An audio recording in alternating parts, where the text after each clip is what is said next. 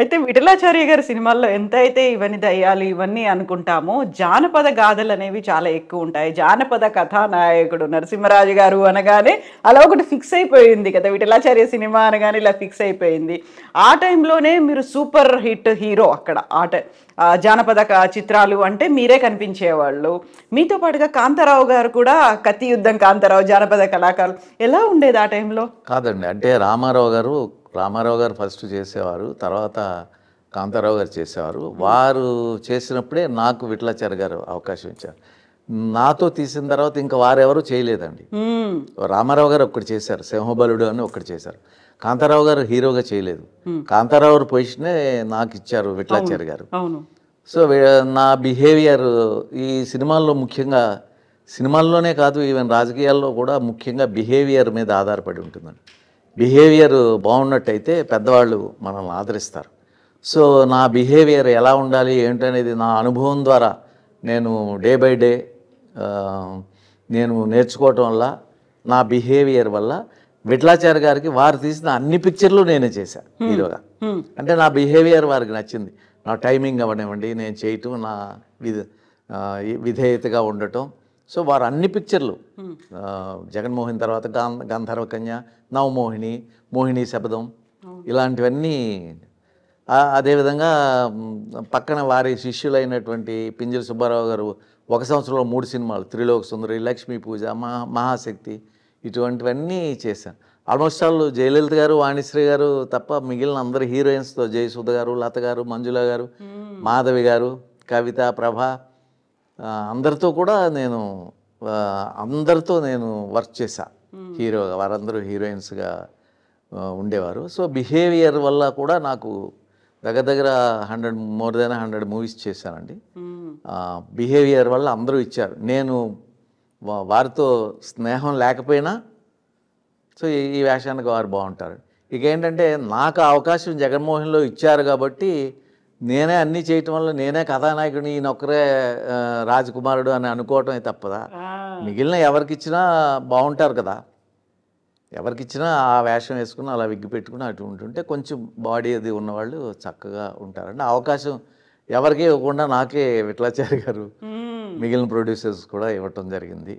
So Vithalacharya గారు, నేను ఇండస్ట్రీలో ఇప్పుడు తమిళ్లో చేస్తుంది, నేను తమిళ్ సీరియల్స్ గురించి చెప్తారు, జగన్మోహిని గురించి చెప్తారు. విఠలాచార్య గారు హీరో జగన్మోహిని గురించి ఇప్పటికీ మాట్లాడుతూ ఉంటారు. సో ఇప్పటికీ నన్ను నిలబెట్టిందంటే విఠలాచార్య గారు జగన్మోహిని మెయిన్ అండి. సో సోషల్ పిక్చర్స్లో దాసనారాయణరావు ఇచ్చినటువంటి తూర్పు పడమర, కన్యాకుమారి, ఇది ఎక్కడ న్యాయం వారు ఇచ్చిన. సో ఫస్ట్ నన్ను ఇంట్రడ్యూస్ చేసిన నవశక్తి ప్రొడక్షన్స్, బివి ప్రసాద్ గారు డైరెక్టరు, వారు ఇంట్రడ్యూస్ చేశారు నన్ను ఆ కంపెనీ ద్వారా. సో వారి పుణ్యాన్ని ఇప్పటికీ నేను 53 సంవత్సరాలు మీరు చెప్పినట్టు 53 ఇయర్స్గా, 69లో వెళ్ళాను ఇండస్ట్రీకి, 53 ఇయర్స్గా నేను వర్క్ చేస్తూనే ఉన్నాను. సో అప్పటికంటే ఇప్పుడు మేము చాలా హ్యాపీ. ఎందుకంటే హెవీ వర్క్ కాబట్టి. అంటే హ్యాపీ అంటే మనకి అత్యాశ లేదు కాబట్టి, నాకు ఇంత రావాలి, నాకు నేను ఇలా ఉండాలి, నా వెనకాల ఇలా ఉండాలి, నాకు ఇన్ని బిల్డింగ్లు ఉండాలి, ఇటువంటి అత్యాశ లేదు. ఈవెన్ ఆశ కూడా లేదు నాకు. అత్యాశ మాట అటు ఉంచండి, ఆశ కూడా లేదు.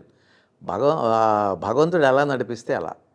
రాత్రి పగలు లేగా, పగలంటే బ్రైట్నెస్, తప్పకుండా రాత్రి అవుతుంది, చీకటి అవుతుంది. సో జీవితంలో ప్రతి వాళ్ళకి పగలనే బ్రైట్నెస్ ఉంటుంది, జీవితం హ్యాపీగా ఉంటారు.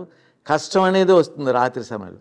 మనం పూజించకపోయినా మళ్ళీ భగవంతుడు మళ్ళీ ఏ విధంగా తెల్లవారుతుందో ఆ విధంగా తెల్లవారి మళ్ళీ బ్రైట్నెస్ వాళ్ళ జీవితాల్లో వస్తూ ఉంటుంది. అట్లా ఇవన్నీ తెలుసుకుని అందరూ బాగుంటే అసలు భూమి మీద కష్టం అనేదే ఉండదండి.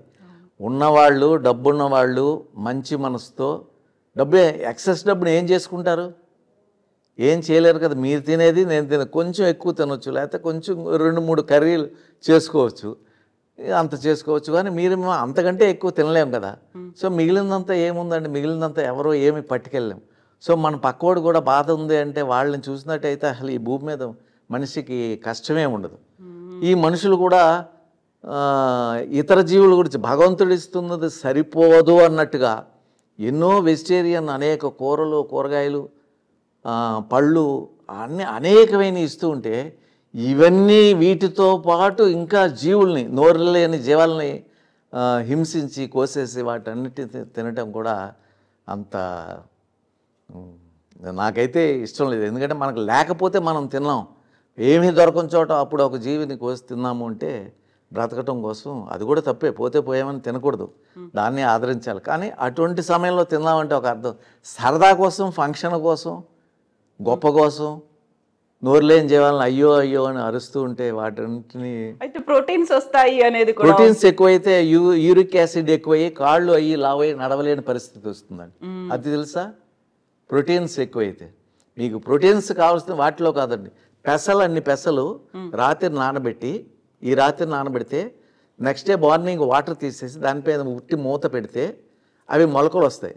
ఆ మొలకలు ఇన్ని తింటే మీరు 1/2 కిలో మటన్ తినడానికంటే ఎక్కువ ప్రోటీన్స్ ఉంటాయండి. సో అట్లాగే బాదం పప్పు, 4-5 బాదం పప్పు, వేరుశనక్కాయలు, ఎన్నో ఉన్నాయండి మనకి.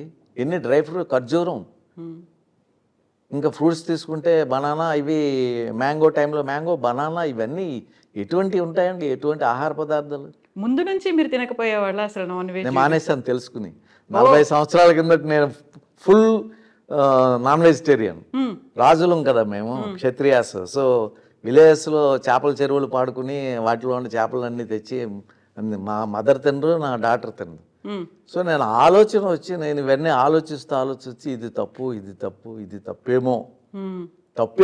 నేను అది తప్పు అంటం లేదండి, నాకెందుకు వచ్చిన గొడవ మనుషులతో, ఎదుటి వాళ్ళు అని చెప్పడానికి. మీరు తింటుంటే తినకూడదు అని నేనేమన్నా చెప్పడానికి? మీ ఇష్టం మీది. నాకు అనిపించింది కాబట్టి నేను మానేశాను కాబట్టి నేను ఆరోగ్యంగా ఉన్నాను. ఇది మీరు ఆలోచించుకోండి. ఇప్పుడు ఫిల్మ్ షూటింగ్స్ లో కావచ్చు, ఇంకా మీరు రెగ్యులర్ సర్కిల్లో అయ్యేటువంటి ఫంక్షన్స్ లో కావచ్చు, అక్కడ ఎవరైనా నాన్ వెజ్ పెట్టారనుకోండి, పెట్టినా వాళ్ళకి తెలుసు, అందరికీ తెలుసు. మీరు తినరు, పక్క వాళ్ళు తింటారు కదా, నేనేమనుకోను, ఏమనుకోరు, ఏం సలహా కూడా ఇవ్వను, తినకూడదు అది ఇది కూడా అని చెప్పు. ప్రపంచం జరుగుతుంది. ఎందుకంటే మరి పుణ్యాత్ములు పాపాత్ములు ఉంటారు కదమ్మా. ఏది చేస్తే పాపమో, ఏది చేస్తే పుణ్యం. అందుకే అందరూ పుణ్యాత్ములు అయిపోతే ఎలా, అందరూ పాపాత్ములు అయిపోతే ఎలా? పుణ్యాత్ములు ఉంటారు. ఆ బ్యాలెన్స్ అనేది మెయింటైన్ చేయాలంటారు. సృష్టి మెయింటైన్ చేస్తుంది, ఆ థాట్ రానివ్వదు. కొంచెం మంచివాళ్ళు, మరి గత జన్మలో అవి ఉన్నాయో లేదో నాకు తెలీదు. గత జన్మలో అవి ఉంటే మరి కిందటి జన్మ కంటే ఏదన్నా మంచి చేసి ఉంటే నెక్స్ట్ జన్మ ఏదన్నా మంచిది వస్తుంది. మీరు అనుకుంటారా? మీకు ఆ నమ్మకం ఉందా? నాకు అసలు మళ్ళీ జన్మ అనేది వద్దని దేవుణ్ణి నేను కోరుకునేది. ఎందుకంటే ఏ జన్మ ఇచ్చినా కష్టమే. భూమి మీద ఏ జన్మ ఇచ్చినా ఆ చిన్నప్పుడు పాపం తల్లిదండ్రులు కష్టపడి అవి జంతువులా ఉన్నటువంటి పెంచడం కోసం వాళ్ళు నానావస్థలు పడి పెంచుతాం.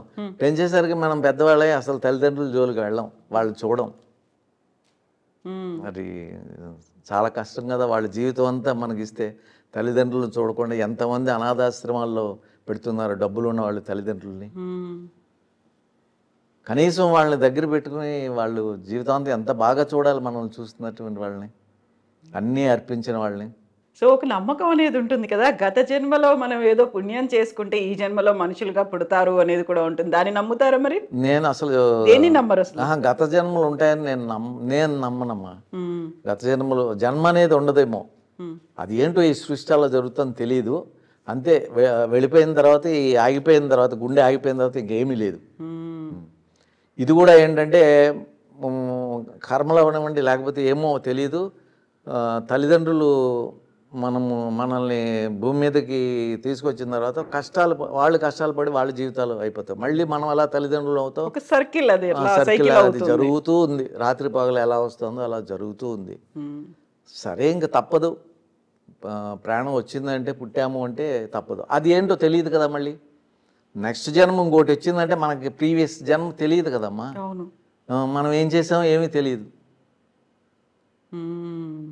అయితే మీరు ఇప్పుడు ఒక మాట అన్నారు, నాకు అత్యాశ లేదు, ఆశ అసలే లేదు ఇవన్నీ అన్నప్పుడు, ఇన్నేళ్ల నుంచి 53 ఏళ్ల నుంచి మీరు ఇండస్ట్రీలో ఉన్నప్పుడు యూజువల్గా ఎవరైనా ఆ కాలంలో అంత సూపర్ హిట్ హీరో అనుకున్నప్పుడు మా నెక్స్ట్ జనరేషన్, మా అబ్బాయి రావాలి, మా అమ్మాయి రావాలి, లేకుంటే మా వాళ్ళు రావాలి, మా ఫ్యామిలీలో వాళ్ళు రావాలనేది, మా పిల్లలు, మా అబ్బాయి రావాలని దగ్గర రాణా గారు,